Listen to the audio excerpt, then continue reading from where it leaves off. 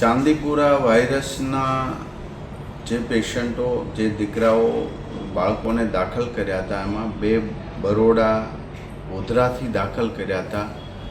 એ બંનેના positive report આવ્યા હતા અને એમનું એ સમયે ડેથ થયું હતું. એ જ રીતે હિંમતનગરમાં સિવિલ હોસ્પિટલમાં જ્યારે દાખલ એક રાજસ્થાનનો પેશન્ટ કરવામાં આવ્યો હતો, દીકરાને બાળકને એ પણ પોઝિટિવ પેશન્ટ આવ્યું હતું ને એમનું પણ ડેથ થયું. તો ચાંદીપુરા વાયરસથી અત્યાર સુધીમાં 3 બાળકોના ડેથ થયા છે અને એક બાળક વિસનગરનું છે જેને અમે વડનગર હોસ્પિટલની અંદર દાખલ કર્યું છે, જે પોઝિટિવ છે.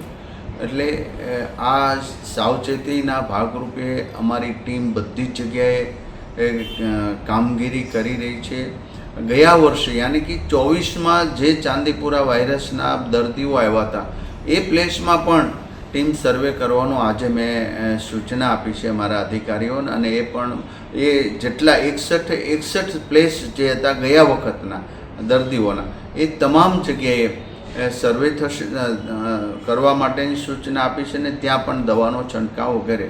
સેન્ટ ફ્લાય નામની આ જે માખી છે એ જે દર્દીઓ જ્યાંથી ગોધરાથી વગેરે ત્યાંથી દર્દીઓ મળ્યા હતા ત્યાં માખી પણ મળી હતી.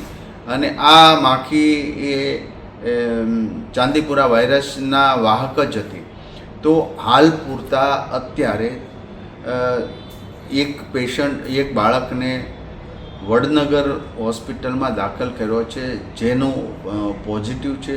અન્ય કોઈ શંકાસ્પદ હોય તો એનું દરેક જગ્યાએ સ્ક્રીનિંગ કરવું.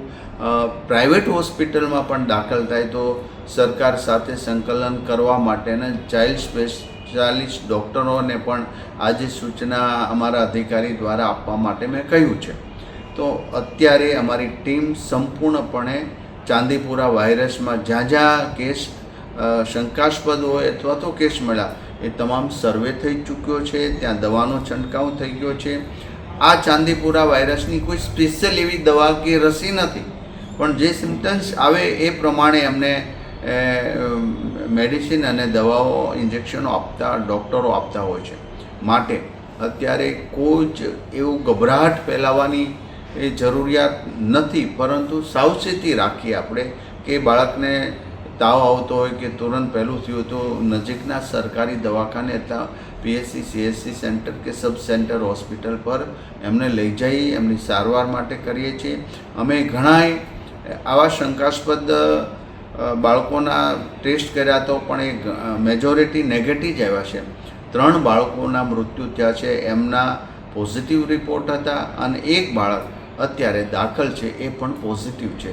એટલે અન્ય જગ્યાએ કોઈ ગભરાટ ન ફેલાવતા ફેલાય એ માટેની હકીકતની જે માહિતી છે અમારા આરોગ્ય વિભાગનું જ માન્ય રાખવું.